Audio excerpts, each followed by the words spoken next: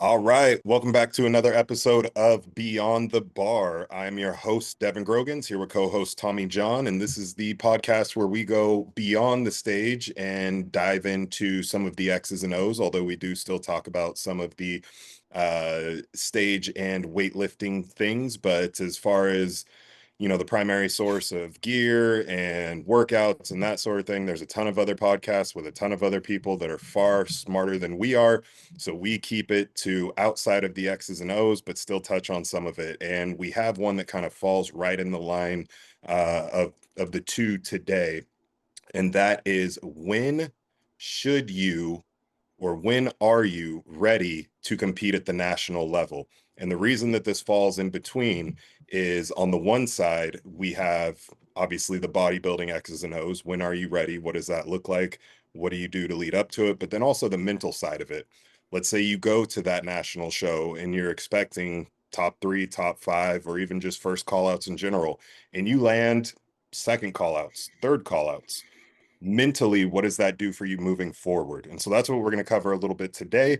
So with that being said, Tommy, what are your thoughts on when a competitor should take a run at a national show? I have a lot of thoughts on this topic, partly because it affects me personally, because I am at that questionable level of, you know, is that something I do next? Or, that's partly, I'm very involved in it, right? In my own mind. So there's a lot of different paths I want to go with this. So I'll try to stay organized and I don't. So you will reel me back in. Um General question, when am I ready for nationals, right? One of our clients comes to you or I and asks us that. Um my answer is, if you qualified and you won a local show and you want to go to nationals, then go do it. Now, here's what's different. When am I competitive at the national level? Right? Yes. That is the very different distinguishing factor. If you qualify, you qualify. Someone said that you should go there. But when you get there and you're the boy amongst men, um, it's a very real world. So you touch on that first. So Devin, client comes to you. Devin, am I ready for nationals? How do you respond in general? Sure. So I'll take it a step further and go personal experience because I ran through exactly what I would tell a client. 2021, I had three shows lined up. One was a local show, one was kind of unplanned, and then one was out of state but not far driving distance. That's beside the point. Of these three shows, one was smaller. We used the first show to kind of just dial in. This was the uh first show that I had done with Skip. And so we used this first show just to kind of fine tune. It was a smaller show. I think in my class, I had a total of seven people, which in this area is a smaller show. So we use that to kind of fine tune the kind of test peak. I won that show, just missed the overall. So we said, okay, and the plan was to make a run at nationals this year, this particular year. So won that show, moved on to the next show. I was actually it was for a client. I was flying out to help with the show, different category than mine. And like a week before, he had asked me, he said, hey, if you do he's like, if you're backstage, you have to pay to be backstage, right? And I said, yeah. He said, how much is it? And I told him, he said, isn't that the same cost to compete? And I said, it is. He's like, then dude, why don't you just do the show with me? I was like, all right, well, I mean, that's not a bad point. I'm going to be there anyway. I'm already in shape. So flew out, did that show, uh, took first again in my, or excuse me, flew out, did that show, took second in my class. And this was a bigger show. Um, Came back, The third show we did was Emerald Cup, which, if you're in the Northwest, that is the premier show for bodybuilding. That's the show that everybody goes to. 99% of the time, if you are an overall winner at Emerald Cup, you are going to compete very well at the national level. I think I took third or fourth that show. And so immediately, as soon as I took third at that show, Skip and I talked, and I was like, I think we need to shut it down. Like, if I can't compete at the biggest show of the Northwest, there's no way I'm going to be competitive at nationals. So took a year off. Fast forward, 2022, we had 3 shows lined up, and I took first, missed the overall, took first, got the overall, or I'm sorry, 2 shows, and then the third was nationals. We decided, okay, at this point, we've put on about 8 pounds of stage weight, which was really the feedback from the judges at E Cup was conditioning was great. You just need more size. So we put the size on. Went to nationals with what I felt was a very competitive package. Now, the 2 shows that I had won were both larger shows. These I would call, I always kind of break the shows into like a tier one, tier two. Tier one would be like the show that everybody talks about, that everybody goes to. These were both what I would consider tier one shows. So won both of those, went to nationals. I took third out of 23 people in my class. So at that point, I knew, okay, I'm there. Now it's just fine tuning. Fast forward 2 year and a half later, got my pro card.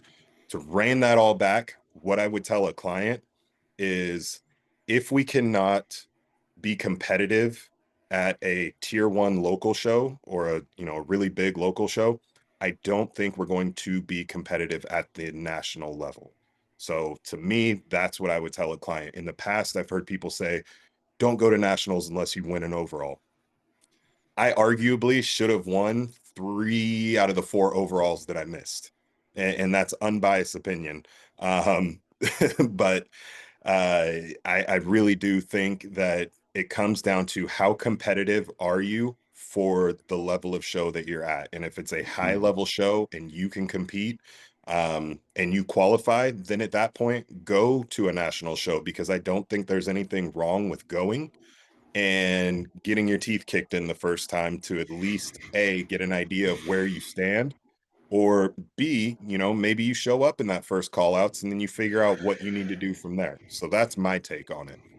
Yeah, and so what I want people to understand is when questions like that are asked to, Devin and I, it there's multiple versions of Devin and I.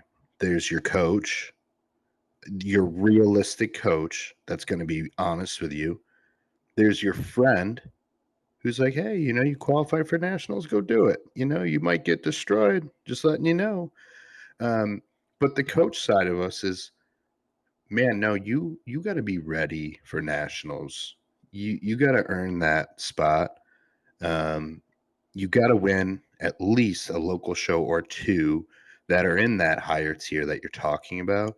If you actually want to take this serious and take a crack at that, um, we need to start owning these local shows. You need to walk Hmm. into anyone, and people should be like, "Damn, he's here. I'm taking Yep, second." Um, in my opinion, that's when I'm going to go to nationals. When absolutely. when I walk into a local show and the best looking guy there is like, "Oof, I'm second." The feeling that Austin Stout gave me. I was looking great, at that show, and I see him walk in the door behind me. And I look at Skip like a sad puppy with my tail tucked between my legs. He's like, "I know." And I'm like, "Oh, okay." So instantly that dude walked in the door, and I was at best second place. As soon as he walked in the door, he still had clothes Mhm. on. And that's the effect I want to have on Yep. someone else, in the most respectful, um, competitive manner, right? Not any sense of arrogance or anything like that. But I want someone to feel that way when I walk through a door at a local show, if I'm going to take myself to nationals. So yeah, that's how I look at it for myself. for clients, man, we have to support clients in their decision making process. We just have to show them all the possibilities of, hey Hmm. man, you might get fucking smoked. Like, are you prepared for that emotionally? Are you prepared for that financially? Is your family prepared for that outcome and everything that comes with it? Is your family prepared for you to travel to Pittsburgh, California, wherever you may have to travel, um, to compete in that national show? Is your employer okay with it? Can you take off that much work? Is are your coworkers going to be set? There's a lot of people that you're affecting downstream while we try to chase these dreams of ours, right? Which we all know are Absolutely. selfish, right? And let's break that down a little bit further, because I think that's where it falls into the other side of what this podcast truly is. And we've talked Mhm. before about the weight that it tolls on the family, the cost. Looking at costs for nationals, be prepared to spend for one show what you probably have spent for an entire season. Yeah, When we and went to I always USA, I always double Devon's numbers because I take more gear than him. But Um, yeah, when yeah. when we went to USA's, which was Vegas, the whole family came. And that relatively was trivial in regard to the total cost. As far as flight, hotel, food, and Vegas, I mean, when you're at nationals, when I went to Vegas, I just stayed at the hotel, which Mhm, means you are at the mercy. Yeah, you can maybe bring a hot pan or some little, things here and there. But I basically was buying every meal that I didn't bring with me. When we needed a burger and fries, I was buying it. Then we had to do, dinner for the family. I mhm. spent just in food alone for 3 days was about $650 for me and the family. Yeah, and that's Um, cheap. Yeah. yeah, and that Yeah. exactly. It's probably more Well, than that now. Because what year was that? that was 2.5 years, 2.5, 3 years ago. Yeah, so it's probably 20% more now, right? At least. So 650 flights round trip for the family. I think it was about 1,400 dollars, which for us, Vegas is a fairly short flight. It's about 3.5, 4 hours. Um, but about $1,400. So now we're into it 2 grand. That's just flight and food. Yep. Hotel was about $1,000. So now we're at, 3 grand. And this is all outside of supplements, current food Mhm, that I'm doing, coaching, mhm, um, you know, uh, entry fee, $350, tanning, $250. So by the time everything was mhm. said and done, I want to say it was right around 45 to $5,200 for 4 days. So Yep. that is something that you need to be prepared for. And is that something you are willing to go all in on to maybe do Get okay? smoked. Yeah. Well, here's the other thing, and it's the same finances that you're talking about, but on the other end, what money did you miss out on while you were tied up in your bodybuilding? Because days, hours, time, the clock turning away is dollars, opportunities, sales that you could have closed, clients that you could have signed up, but you missed their email because you were at nationals. Um, I look at money from all angles. Right? Right. Just like we look at caloric expenditure from all angles, right? There's Mhm. output and input. I look at money the same way. What did I miss out on when I was in Vegas for 4 or 5 days? Um, did I miss an opportunity at work? Did I miss an opportunity for my coaching? Um, all of those things you have to factor in too, because you are giving up billable hours and things like that. So you're actually losing money on one side while spending a lot of money on the other. So yeah, so that's another thing to factor in, is just the financial impact of um, going to nationals in general. Your local show, half the time you don't even need a hotel. One of my local shows is only an hour away. I can jump on the highway and I'm in there. I'm there in 45 minutes to an hour. And if you do need a hotel, you're, what, hotel for a day, maybe Friday Yeah, night to Saturday, and then bounce out Saturday night. Or, if you want to stick around 2 days, not three or four. yeah. Last show I did about an hour away. My wife and I drove home that night.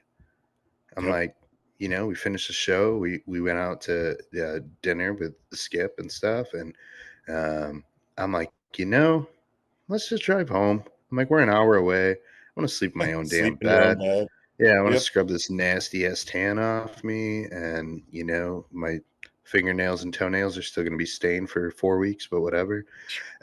Yeah, so we drove home that night, and I don't regret it. It was great.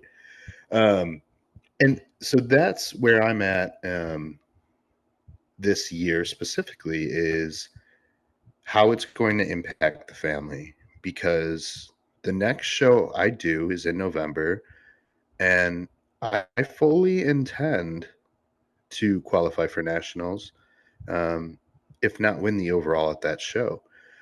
That's my goal. I'm putting everything into it, and I'm going to be realistic. Like, um, and if I do qualify for nationals, when I do qualify for nationals, I think I'm going to go, and we're in a time period where my wife would like to start trying for our second child soon, by next summer. Hmm. Um, so I need to factor that in because that's important to us, as a family um, to have that opportunity to, to be able to do that. And um, man, if I'm tied up in a prep for nationals, is that a possibility? I don't know, right? Um, so I have to weigh out things like that, right? And so do other people, because a lot of people have young families, growing families that they want to grow further. And um, especially when you're at that national level, your family's at that level of growth for coincidentally, whatever reason. Um, and then there's some people that are going for masters and stuff like that. That's a whole different story. But for a younger crew, a demographic closer to our age or a little bit younger, um, their family life, their business life, their career life, all those things are booming at the same time as their bodybuilding life. Um, so there's just a lot to calculate. And if you're going to go there and get smoked, you better be ready for all of that, right? Let's say I go to nationals and you know by next summer we can't get pregnant, right? I can't get my wife pregnant because of maybe the prep and things like that. Um, am I going to be okay with that if, let's say, she doesn't get pregnant at the time that she wants to? I go to nationals and get absolutely smoked. I have to sit in that, right? That's a bed that I made, and am I personally okay to lie in that? I'll tell you a secret, I am, but that's because of how much I dedicate to this. Um, luckily, I know the type of support I get from my wife, and she will be on board with that, but only for so long, right? Because you Hmm. can only ask that from someone for so long before it starts to turn into something that is, just disrespectful to a point. Hmm. Like we all have dreams, goals, ambitions. Um, everyone should chase those. Everyone. You should take big risk. I'm a huge believer in that. Uh, Chase is one of the people that taught me that best. I've literally seen him give up everything. I've seen him live in a car, right? And that's incredibly inspiring. I want to do that for other people. I want to do that for myself. At what time, what if you never get out of that car? What if you keep living in that car? And at some point, you have to be realistic and just know if you got it or not. And that's a hard conversation to have with yourself when you do look in that mirror or you do go to lie down at night and stare at that ceiling fan and you start having those conversations of, man, am I messing shit up for other people while I chase this thing, you know? So a lot to balance. And that's way more to metabolize than, am I going to do good or not? Well, are you going to ruin your life in the process? Yes or no? You know, circle one. We've all heard the Yeah. story of Skip getting second place at a large show, and the guy comes back, from winning, collecting his trophy, things like that. Well, I don't know how I'm going to pay rent this month. And Skip's like, he sees his daughter in the audience and she's clapping and happy and smiling, and his wife is there. And he's like, oh, I'm good. He's like, I'll take second place all day long because I got that. Right.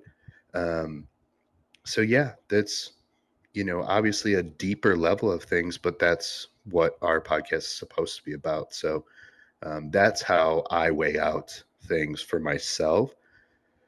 For clients, man, you paid me to make you the best bodybuilder, best lifestyle, best person looking on the beach, everything like that. And so I'll do everything that you're willing to do, right? I'll do whatever you need to make that happen. But you need to calculate and work that out with your family, and that burden falls on you, right?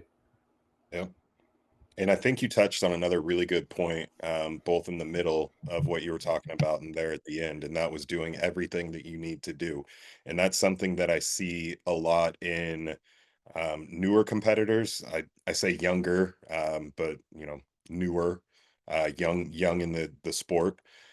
But I had a conversation. I was at a show with same friend of mine. We were discussing, that kind of prompted all this, and we were talking about we each had clients in the show, and there was a younger guy that was getting ready to go to nationals.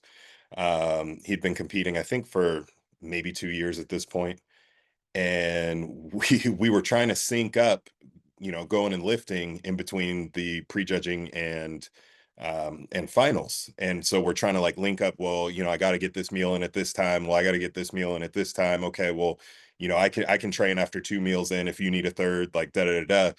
And the guy kind of turns and looks at us and he's like, you guys you guys have your meals like timed every day? And we just kind of look at him like, you don't?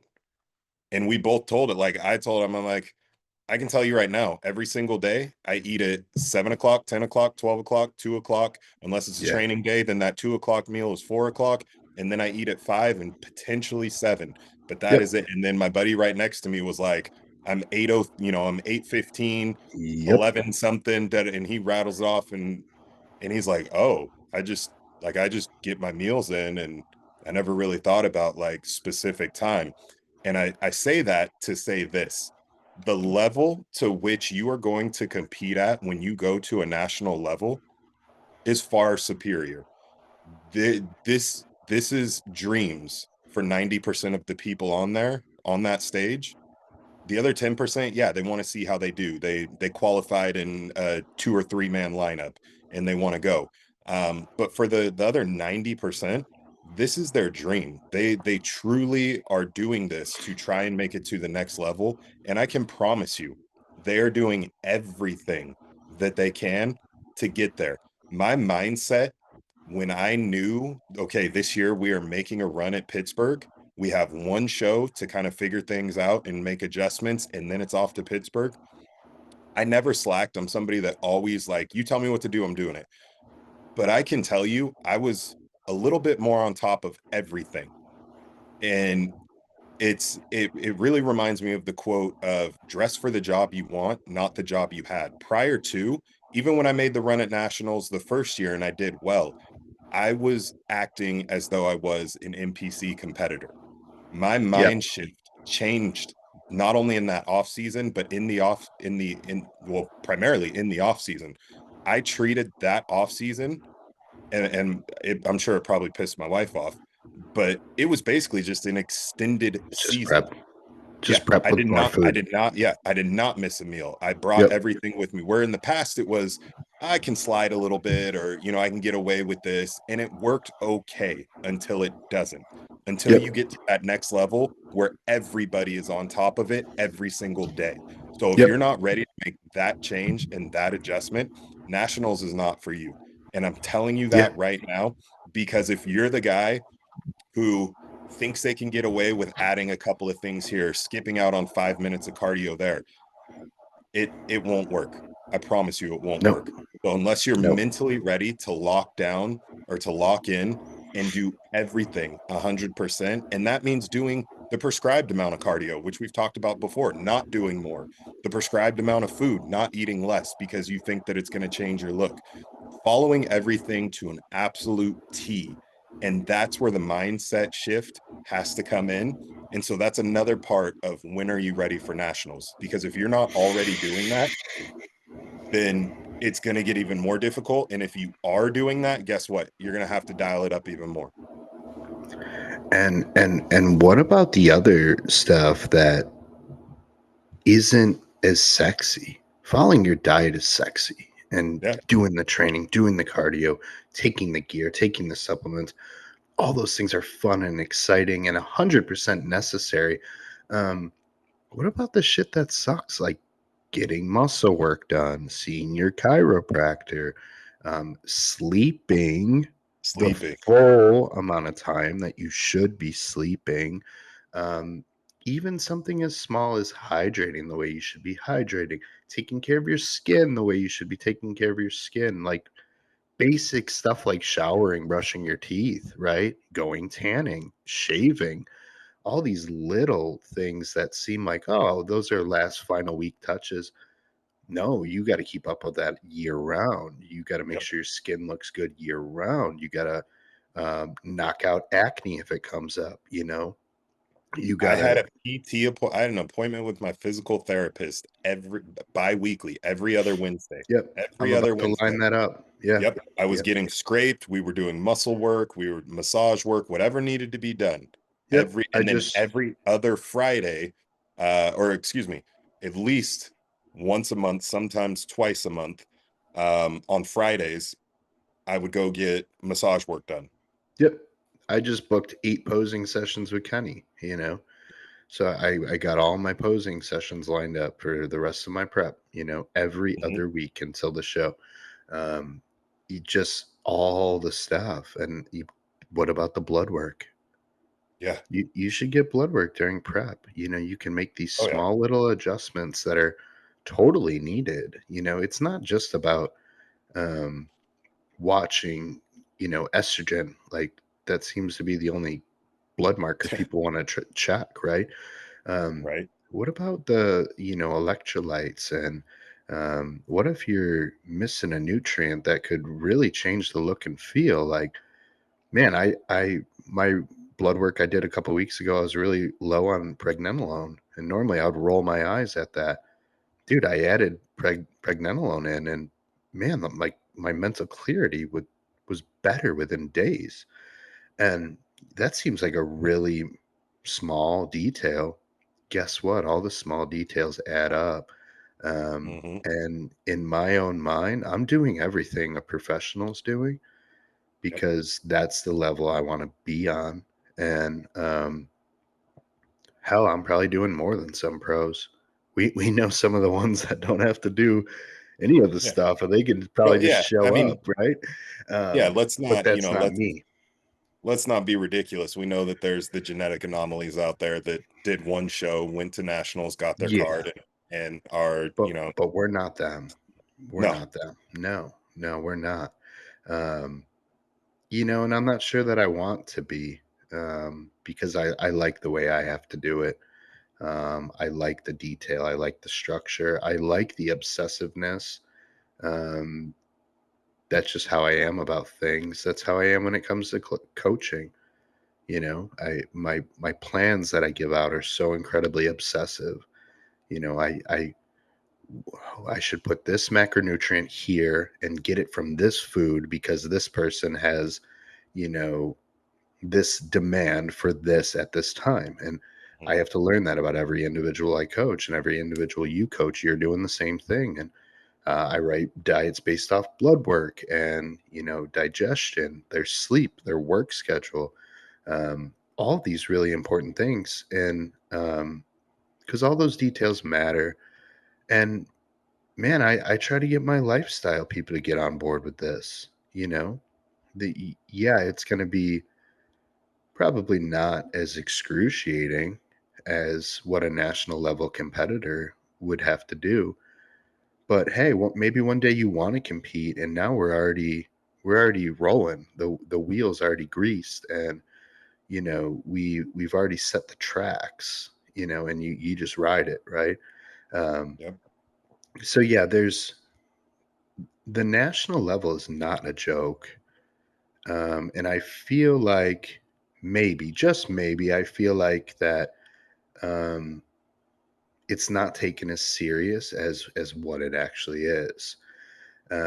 When someone gets first place in the second call out, so call that fifth or sixth place in the show at nationals, that's top level shit. Hmm. That is a good competitor. If you're taking fifth or sixth at nationals, that's a badass accomplishment.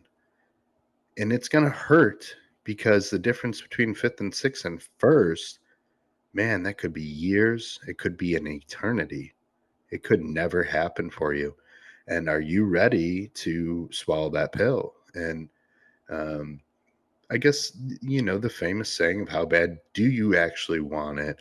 Um, is it just for Instagram, or is it something deep in your DNA where, like, this is everything I want? Are you willing to take it to that level? Are you willing to quit your job? Right? Are you willing to lose friends? What are you willing to give up? You wanted that nice car, but hey, that money could go towards food, could go towards gear, supplements, coaching, more coaching. I got a coach that does my nutrition. I got a coach that does my training. That doesn't mean my coach that does my nutrition couldn't do my training, but I align with the one that does my training very, very specifically.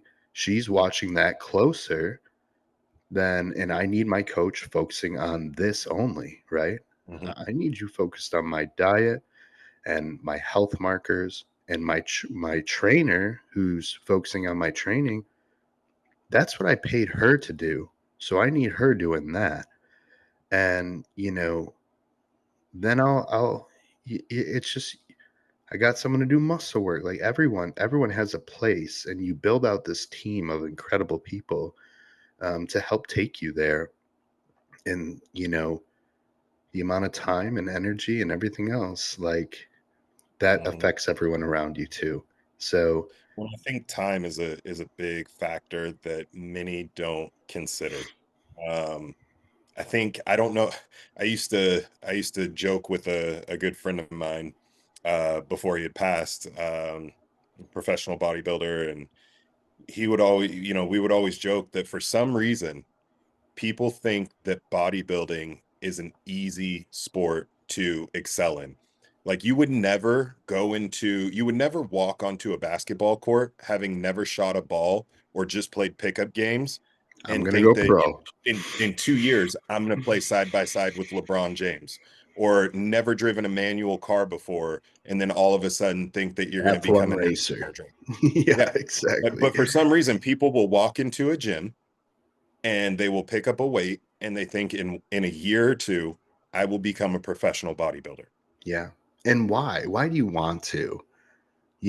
I know why you and I, or you are a professional, but um, that's been instilled in us for a long time. It's not something we picked up because we thought it was cool and niche, and we're going to fit in if we're a pro in this specific realm of the world. It's like, oh no, like, this thing has been in me since I could remember, right? Mhm. Man, I got one of my best friends, Matt Vinipal. We text each other daily, and bro, we just talk shit. Like, we just tell each other, like, I need to dig deeper. I need to be better. And we go back and forth all day long. He's probably the worst friend I have because we're terrible for each other, right? Because, hey, my session was shit today. Well, try harder next time, dude. Like, try harder, do better, right? And like that's a bad friend to have, but that's my best friend, right? It's like that dude, man, he doesn't let me let up on shit, Well, and you I'd know. argue that that's probably one of the best friends that you have. A true friend is going to call you out on your BS. They're going to let you know when and Yeah, where you're slacking. They're going to do it in a loving way. And that might come across as shit talk depending on how your guys' relationship is, and that's okay. But that's a good friend. The friends you don't want are the ones that are blowing your head up, telling you, "Oh, you should have won that show when you weren't not lean him. enough, when Yep, you weren't big yep. enough." Oh, you look great when you don't. Oh, you're ready when you're not. You're still Nope. 3 weeks out and it's Yeah, peak week. yep. Those are the people you don't want around you, because those are the people that are just telling you what you want to hear and are going to keep you from progressing.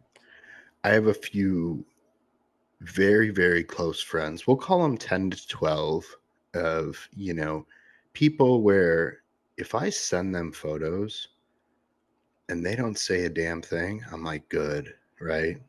I don't need to hear like this is sick, And I will send him photos occasionally, not frequently. Hmm. And if I get a damn dude, this is pretty good, I'm like, that's genuine, right? That he said that hits me hard because and I don't need reassurance, but man, when I get a compliment from him, it's like, okay, that came from somewhere. Ken is one of those guys for me, Skip, and Hmm. I sent him check-in photos last week, and he's like, Tommy, this is good, dude. Like, this is good, and that's all I needed, right? That's all. I'm just like, okay, I'm on track, and because that's a guy who I could send him photos, at a different time, and he might send a thumbs up or something. But when he Hmm. actually went out of his way to say, like, yo, dude, like, this is really good, that's a guy who I've built rapport and trust with, for a long time. And when he says something like that, it's like, okay, cool, I'm on track, right? Um, Hmm. and he would be the first one, and same with my other 10, 12 friends, where if I sent them something and they're like, and they tell me like, I don't know, dude, like just keep pushing, right? Um, and a lot of the times I'll do it with my clients, right? Where um, some clients you can tell are kind of fishing for compliments, which is okay, Yeah. or they're fishing for reassurance, like, hey, are we on track? And it's like, brother, you're on track. It's just I'm not going to tell you every week, Yeah. because if I tell you every week, it's just like it loses its touch. Yeah. But then you send me a picture and I'm just like, oh damn. It's like, okay. And then you drop that to them and all of a sudden, like, I sent you that guy before we jumped on. Yeah. My guy He looked Mark, damn, and he looked good. dude. He's How sent old is he? he's 60. He's in Yeah. his Yeah. 60s. Yeah. Um, so he sent me that side tricep and I'm just like, damn. Like I had to tell him, I'm like, dude, you got to send me that photo so I can post it on Instagram. And he's like, okay, cool. And that's a guy I've worked with for a long time. And he knows if I say, damn, like this is insane, he knows it's insane. And he earned that. You saw that photo. I mean, that's damn good condition 2 weeks out. Um, and then add his age on top of it because we all have to factor that in, right? Hmm. And he's an older guy, and like that's a damn good look, dude. And I'm super proud of him for that. And um, but yeah, that's just the reality of it is, having those people. And my friend Matt, like I said, every almost every morning, we'll say some shit. Like he sent me a picture of Do you know David White? Little S- Dave on Instagram? Oh, yeah, yeah, yeah. Super good physique, Hmm. crazy progress over, the last 5 to 10 years. He works with Chris Edmonds, who's a great coach. And um, my buddy sent me his stage shots this morning. He's like, I can't believe this is fifth place. He's like, I need to do better. And I'm like, I know. I thought the same thing when I saw those photos. I'm just like, I need to dig deeper because little Dave is out there just smashing shit, not missing meals. He's coaching clients too. He's doing it right. He's preaching it and he's doing it. And I'm just and yeah, I'm doing shit, but like, man, there's another level, and I'm gonna find it. I'm gonna keep finding it. And when you surround yourself with people like that that are just that's what this is all about for me, just finding the most badass people around and just trying to beat them. Hey, can Hmm. I do what that guy's doing? It's like my dad always told me, I've said this on the podcast before, but we would watch live music together. We used to buy DVDs, and there were different TV shows where they'd have live concerts like Joe Satriani and like Eric Clapton, these really good guitar players, Steve Vai. I'm just like, Dad, how are they so damn good? He's like, they're just people, dude.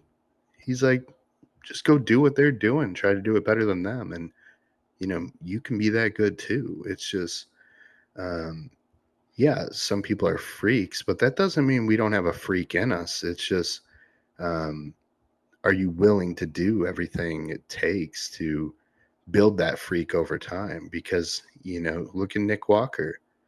Yeah, that's some of the greatest progress ever seen, ever known to man. But man, you look at his first show, you think someone that saw Nick at his first show was like, yeah, that dude's going to win the Olympia. Like, I don't think so, dude. I don't Yeah, think probably so. not. He looked good. And like, look at Clarita, Sean Clarita. Yeah. You see some of his first contests when he's really young, and he's just a skinny dude in great condition, good muscle shape and stuff. But now you look at him and he's one of the most incredible things I've ever seen. He's just an absolute freak. And he just never let off the gas. So all those people give me a sense of hope, that if I do just keep cranking and keep showing up, then, that stuff can happen.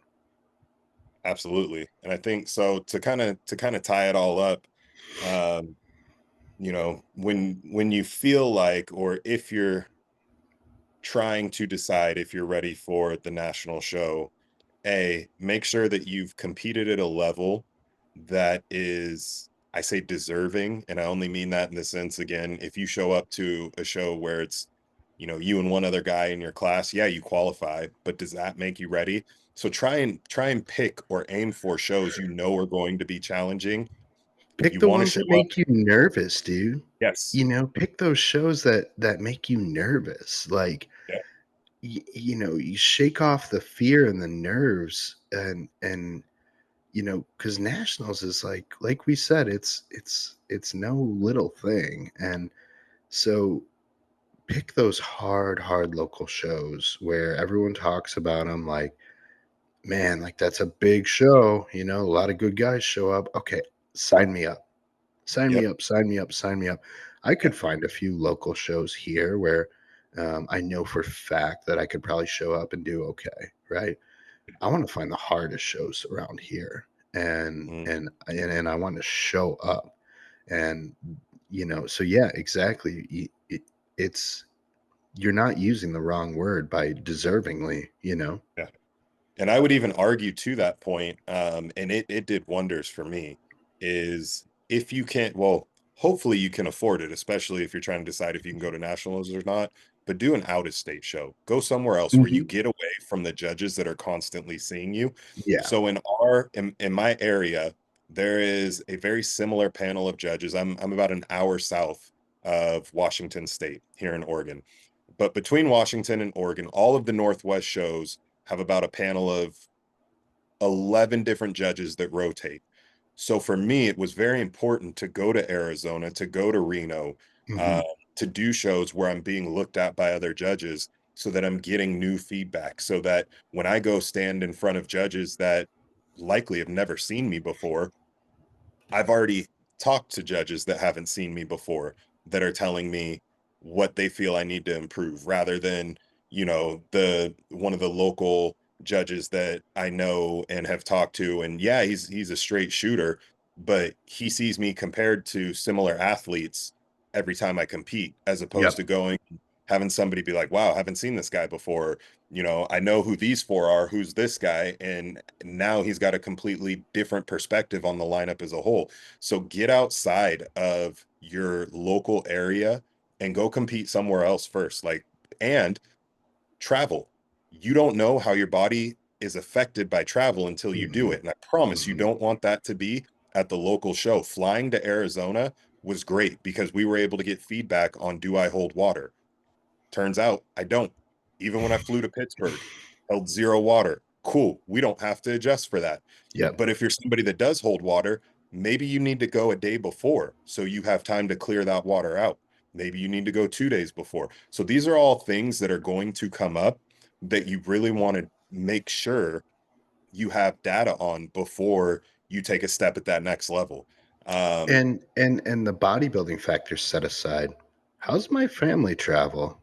yes. Are they cool with all this? Are they cool with this? Because we're packing up a baby and all the stuff that comes with the baby, and the wife, she's coming with me, and she's got to be on board with that. And like, how's this work out logistically for the family? It's yeah, maybe you hold water, or maybe your wife wants to murder you in a hotel room after 24 hours. So all that's important to learn as far as logistics of your personal life, your family life, right?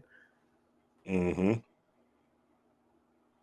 I think that covers a lot of it. I don't know if there's anything else you want to touch on. If not, we can jump into a couple questions before we wrap. Yeah, the final thing I would say about it is, you have two choices. If you qualify, go do it. Or if you qualify, do you feel you qualified? And are you ready to Mhm. go do it? And really, at the end of the day, you just have to ask yourself, why am I doing all of this? Is this worth it? And if the answer is yes, then yeah, earn your keep to go do it, right? Yeah, let's get into those few questions that we have. All right. See here. Let me find it. Got them right here. Do, do, do. All right. So here's a fun one. This is one that we did not answer last time. Who or what doesn't. Oh, anyway, who, That might have who, been me. that's all good. Who or what was your favorite band or artist in your teenage years? Man, you go first. All right, so teenage man, okay. Teenage, I listened to a lot of at the time it was fairly underground hip hop. I know you'll appreciate some of these because I've seen some of the music posted. But People Under the Stairs, Yeah. Deltron or Del Mhm. the Automator, Dilated Atmos Peoples, Atmosphere. Atmosphere. Yeah. Um, a lot though, I would say like the high school, that those were probably some of my favorite. Like I was listening to that, and then if I had to go like mainstream at the time, Nas, I think just Mm. dropped, what was it, Stillmatic, which was solid. Jay-Z's The Blueprint 2 came out, which was undeniably one of the greater albums of that era, especially for Jay-Z. Um, but it was a lot of underground hip hop. So those, Dilated People's Atmosphere, those are some of my tops coming up at Yeah. that age. Yeah, 100%. Yeah, I'm on board with that a lot. Man, the amount of diversity in music for me is so incredibly large, Same. because I've been exposed to so much different music, and I'm so Hmm. grateful for it. My dad exposed me to all sorts of music that I never would have even found myself, right? Things like Frank Zappa, and Yeah. then you go from stuff like that to Etta James, and like then you go from there to the Grateful Dead and Fish, and a lot of punk rock, some Yep. 41 and Green Day and Blink 182. AFI, Yeah, AFI all around that time was yeah, huge. yeah. So all of that stuff, man, like um I don't know, I liked screamo music in Mm, high school, and you know, metal, and I still listen to all of this huge diversity in music. My friend Kyle and I will send each other like Spotify links all the time to I some do. yeah, some random song, and it's like, "Oh yeah, I forgot about this one," and Mhm. it's like sometimes it's like whatever, dude, like Ingrid Michaelson or something. And it's like, yeah, I forgot about this song. It's good as hell, whatever would come on the radio when your mom was driving you to school. And Yep. it's like, damn, I forgot how good this song was, I whether it's still Sheryl remember, like, Crow or, yep. yeah. Corn, what was it? Corn Freak on a Leash was Oh, probably yeah. my 8th, or I think it was 7th or 8th grade year, and I just remember playing that over and over and over. But yeah, I'm very diverse in music as well, from country to the only thing I can't really do is like the really hard metal. Um, but aside from that, I mean, and there's a few that I like. See, I still can. I can do like Job for a Cowboy and like I can do all the heavy metal. Um, Like some of you the know, Five Finger Death Punch, I can do a little bit of that, but it sure. just Yeah. I can do a few and then I gotta move to something else. It just I don't know. I don't know what Too it is, but stimulated. Yeah. It's yeah, like just whatever makes you feel good, yeah, right? And that's what Janis Joplin said. Feeling good is good enough for me, there we so it's go. like it's so true. And the tattoo on my inner arm, which says one good thing about music is when it hits, you feel no pain, right? And Yeah, that's a very famous saying. But I have that tattooed on my arm because it's so true. It's like um, music's the one thing where you can take what you're hearing and it brings you back to any moment in time so incredibly specifically that you can smell it, taste it, feel it. Like a song can come on and it's going to be correlated to an event in your life in some way, shape, or form. And that's what's so incredibly powerful about music. If you have the passion for it, is that um, I don't, that's why we have wedding songs, and yep. that's why we have whatever first dance songs with your wife or your mom, and it's just like um I don't know, I just think music is one of the and the guy that asked this question, Dave, he has a incredibly diverse taste in music too. um Love it. I don't know, I just think no matter who you are, what walk of life, you'll all have at least one song in common where you can just look at each other like, yeah, this shit hits, right? It's just it's one of those, it's like food. It's one of those things that can really universally bring people together. I like it. I'm trying to find the other one that I had. Let me see here. Oh, here they are. Uh, oh, here's a good one. Okay, so this was one that I answered on my Instagram stories, but I think we could bring it over here. Uh, Favorite cookie, or we'll just say confection, like dessert. uh for those that know me know that I love my cookies. I'm actually looking across the garage. I'm in the garage today. um so I You feel like got every kicked week out. until I get my office set somewhere, I'm gonna just be somewhere new. So Just floating today's around, yeah. yeah, today's space is the garage. I'm looking at my collection of Oreos that is probably about 42 packages deep at this point. So I love my cookies more than just Oreos. I actually like I love the gourmet cookies, 8 ounce, 10 ounce stuffed cookies. Yeah. But Hmm. I'll let you head this one. What is your favorite cookie, or we'll just say like confection? Yeah. My favorite, my thing, my let's call it a weakness, is cookies and donuts. Okay. Those two I could live with for the rest of my life as my go-to sweet, right? Hmm. um Cookies specifically, those are the ones that That's my thing. What's your Um, favorite? Favorite cookie is a Twix cookie, right? So Okay. shortbread cookie. Yep. It's basically the ingredients of a Twix bar, right? Okay. Do you have That's a particular company or my just wife. any My any wife Twix? makes them. There we Yeah, go. yeah, and that is.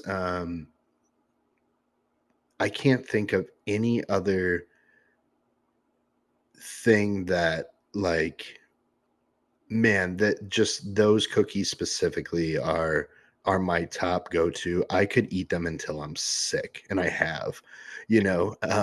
So I haven't had them in a long time, especially not during prep, but yeah, that's my go-to is a Twix cookie. Yep. You guys can Google Twix cookie and like you'll find Oh different yeah, recipes and shit. But I've had a few. yeah, yeah, that's Favorite mine. favorite donut. What's your favorite donut? I like red velvet, Ooh, okay. red velvet cake donut. That's and blueberry cake. I do Yeah, like I do like a good blueberry donut. I'm yeah. gonna say, so for me, it used to be donuts. The last like probably year and a half, I've since transitioned to cinnamon rolls.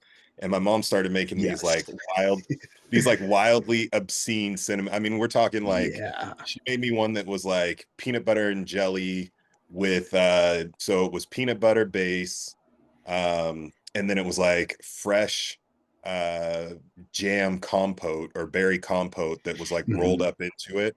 Yeah. She made me an espresso one that had this like maple espresso glaze over it. So those have been really good. Yep. But I'm a cookie monster, cookie connoisseur at heart. I do love my Oreos. For those wondering, the blueberry Oreo that just got re-released, go buy it. It is the absolute best flavor that Oreo has ever dropped. I don't say this out of my own personal bias, but it has been the most requested Oreo since 2017. Little Oreo history here. They first Really? dropped it in 2016. I just got off prep, found them, cleared an entire package after a show. They then re-released them in 2017. Now, this was back when Oreo did not re-release specialty flavors Oh, very yeah. often. But it was so requested at the time, they brought it back out a year later. It has not been seen since 2017. And to this day, Oreo even posted the other day, it is the most requested flavor. Oreo would post something on Instagram that would be like, oh, we're dropping red velvet. And they would get like 10,000 comments of people saying, bring back blueberry Oreos. So they finally brought them back. I have 3 packs, one to eat and share with the family, two to hang on to in case they go into the vault and never come back Yeah, again. yeah. But do yourself a favor, everybody go out and get one of those. Other than that, I have for me, it's stuffed cookies. So I like the 8 or 10 ounce stuffed cookies. Um, there's a couple of different companies that I'm partial to, but if I had to just pick one flavor, it's a peanut butter and jelly cookie. And so it's Okay. like a peanut butter cookie base. Usually there's like white chocolate chips sometimes or not, but then it's got like a jelly and like cream cheese filled center. And Yeah, that's my go-to. I could eat yeah. that all day. I could do yeah, that's up there for me. Or s'mores. I like s'mores stuff. Can never go wrong with s'mores. And if you've never tried it before, s'mores with a Reese's peanut butter cup Oh, instead of yeah. just the Hershey's chocolate. One thing, I used to do for my skip loads, like, I would eat my meal first, and then Mhm. with every meal, I would make a different type of French toast. Oh, there you So, go. I would make, like, s'mores French toast Yep. or peanut butter and jelly French toast, and, Hmm. um, there was one year I had, like, 5 skip load meals, and I would have a different style of French toast with every single meal. Dude, my phone is just filled with pictures of French toast. It's so funny. I love it. I mean, Yes. it's the king of all breakfast sweets. And for Oh, anybody yeah. that is willing to argue that doesn't know breakfast food. There's no argument. There's no argument. Like waffles and pancakes, those are just things you eat, but like French toast is like a luxury, It's just it's top tier, right? Yeah. It's the Rolls Royce of breakfast breads. 100%. Yeah, yeah, without a doubt. All right, last one. I'll save that one for the next one. Let's see here. Okay. This is a good one. What is your favorite thing to do outside of bodybuilding that eases your nerves? And this came from I posted something about sketching, and somebody's like, "Oh, I didn't know you sketch or draw." And it was something for me that when I was young, I still have ADD, uh, but it's something that if I would get anxious, I would sit down and draw, and I could draw for hours, whether it was just, me copying something off of a photo or a book, Mhm. comic book character, or me just kind of doing my own thing, doodling. But I could sit and do it for hours, and it just like it helped me clear my mind. And to this day, it's something that I'll still do. I'm a sucker for notebooks. Like I have to have notes for everything. So I have just like those little spiral, easy to carry notebooks, Yeah. and as I'm taking notes or just throughout the day, I'll start doodling or sketching, and it just kind of helps brings me to center. So what is if you have something, what is that thing for you? Ironically, that thing was, sketching or drawing for me as Okay. well. Now I need it. It's always been music. Like music's always been my biggest thing. Hmm. Um, it's a rare occasion where I sit in silence with my own thoughts, Hmm. um, especially when I'm in prep. So when I wake up in the morning, my AirPods go in my ear almost before my contact lenses, Yeah. and music's on right away, right Hmm. away. I don't, this is funny to say this here, but I don't listen to podcasts anymore. Um, I don't. I don't want people in my ear. I just want music in my ear. And this is literally from essentially the moment I wake up. Um, Music's in right away, right away. Yeah. And in prep, it's worse. Like I said, I get into the bathroom in the morning and I put my AirPods in before my contacts and I tune out the world before it even starts. Love it. Um, it just takes me to where I need to be. Hmm. It just equalizes, like, my mind. There's a lot of stuff that's going through my head all day long. And Yeah. with music in the background, even if it's really light, like sometimes I can, have it on just very, very lightly or just one headphone in and Hmm. it's just always, always, always in the background, because it's somewhere I can go to and release and just um, like it's like my release valve. Yeah. If something's overwhelming, I just tune out, and just listen to the music. I just That's my biggest thing ever. So if I ever lose my hearing, I'm screwed. I'm gonna be an anxious mess, But yeah, Well, I that got you. If that happens, I got you. I'm at the hearing aid clinic doing marketing perfect. when Yeah, so we're good. yeah, yeah. Hopefully, you can get like a Bluetooth hearing aid where I can still drop in some Oh music, yeah. and yeah, cool. That We'll be good. almost all of them now are, and it's funny because I've had a couple of patients come in, and they're talking to the audiologist, and he's like, I don't like to admit this, but there's times where they came in, one guy came in because his Bluetooth stopped working, couldn't get it connected to his phone. And he's like, well, how am I going to listen to my football games at church? But don't tell my wife. I Dude, started, that's started laughing. awesome. Well, Um, it's funny because with that, like, I'll finish training, I'll get in the sauna, right? And I have mhm, my music in, and then I shower after the sauna. Dude, I leave my mhm, headphones in. I shower with my headphones in. I've probably destroyed multiple sets of headphones because I keep I want the music in, yeah, um, and I don't know if it's a good thing. Like I should probably learn to sit with my own silence and thoughts, but during prep I can't. I can't. There's too yeah. much noise. I Like need you said, to. it's that release valve, and I think we all need to have something like that. And Mhm. it's good to be able to have something with you at all times when you need Yep. that kind of instant let go. Yeah. I love it. 100%. Yeah. Awesome. Well, that was that. I, I got a couple other questions. We'll save it for next time. Perfect. Yep. think that was a really good one. Let's go ahead and we'll take it out and tell the people where they can find you if they're interested in getting more information or, being coached by you. Yeah, TommyJohnCoaching.com, Tommy John Coaching on Instagram, and now it is the ChaseIronsForum.com. Discord is no longer a thing for us due to certain issues with that. So we've actually, my friend David, we call him DLC. He's a mod and an administrator or a minister over there. He built his own form for Chase and our group. And man, shout out to him because our Discord went down within 24 hours. We had our own private form. Wow. It is behind a paywall, so there's a lot of good information in that forum that people. It's worth it. It's worth its weight in gold. We're all in there talking about bodybuilding, talking about whatever video games, whatever the guys are into, cars. There's a topic for everyone in there. Great community, but yeah, chaseironsforum.com. And, I do my coaching through there. I now have a private thread and chat room in there that only my clients can see.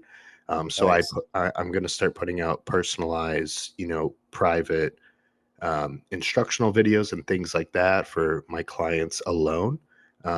So yeah, huge shout out to DLC and Chase for, you know, m- just giving us a place. It's almost like a locker room. That's what we're trying to create.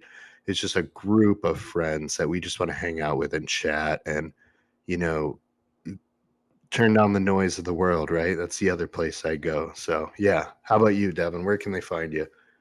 Absolutely. Everybody make sure you sign up for Tommy's only clients, Yeah, so you can that's get pretty much what exclusive it is. so That's you what can I get the meant. exclusive access. Yeah, Start yeah, calling it only exactly. clients.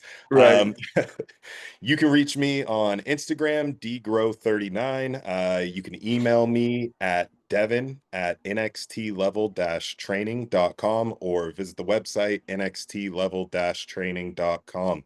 I also own a supplement company. For those that don't know, I don't talk about it too much. I don't push it out all that much, but getgforce.net. Check it out.